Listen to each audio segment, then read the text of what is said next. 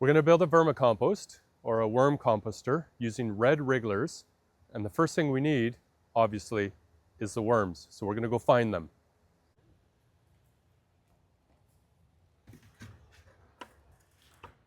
Worms love it underneath cardboard. They like it dark and moist and warm, and they love partially composted decomposing matter and some animal manure. I have one more spot where I know I can find them.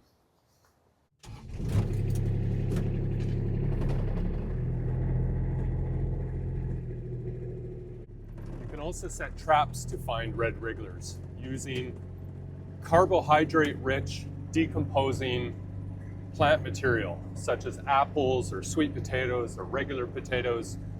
Set them as traps in your garden. The worms are going to move in, and then you grab the worms and you use them in your vermicompost. Hopefully they're here and it's not too cold, but these are decomposing sweet potatoes that were thrown here last year, and we're going to look underneath to see what we can find. Yeah, it looks like they're in there. Some of this is even frozen. So the worms go really slow. They move around really slow when it's cold like this. But I'm going to take the food matter here. Again, somewhat frozen. I'll have good food anyway for the worms. There's a few in here.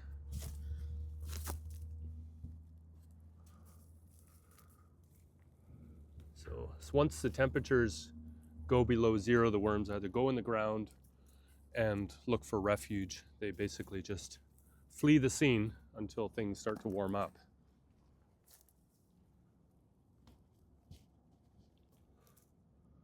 See, worms are eating fungi and bacteria. You can see all the fungi over here.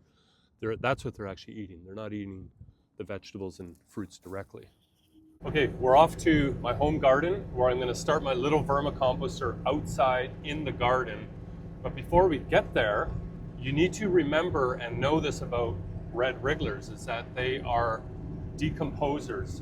They're a decomposition worm, and their role is to take organic matter and repackage it into bioavailable, nutrient-dense food that plants can easily uptake. Right up against my hotbed, in a protected spot from the cold northeast winds, I have 2 vermicompost bins. These are bulb crates, and they double up perfectly as vermicomposters. At the bottom of the worm beds, I'm going to be placing the decomposing matter and the worm bedding. So if you're buying worms from me, you're going to be getting about a bucket full of the worm bedding, so decomposing matter that the worms are comfortable and happy living in. And on top of that, we're going to be putting our food scraps from our kitchen.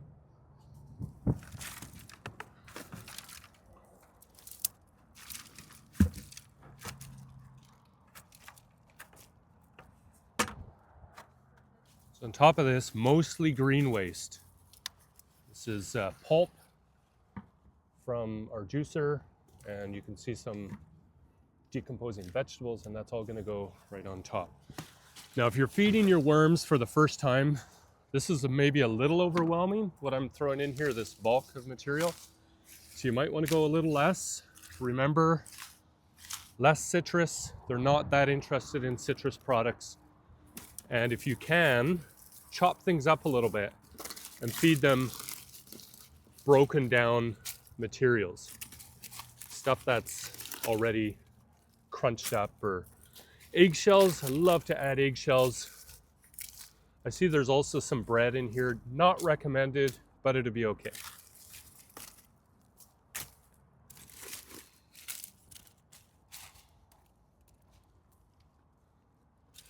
Now, if you're concerned about rodents, build a lid. And if you're worried about winter cold, cover this up with hay or straw, a big, thick insulating layer. Now, you could build 3 or 4 or 5 of these in different spots in your garden. And I could imagine that if you were eventually to grow your tomato plants right next to a vermicomposter, they can take all the nutrients from what the worms are providing to feed the tomatoes right through the growing season. Sure. Suppose that you wanted to harvest the contents of your vermicomposter.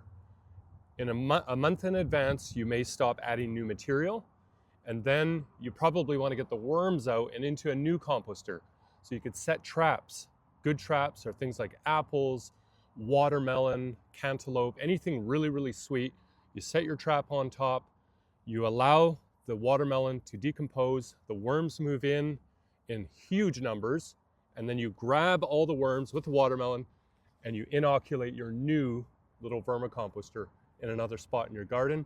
You take the contents and you use that for your soil mix, you use it to fertilize your plants, you use it for a mulch anywhere in your garden, and you're gonna have really, really happy plants.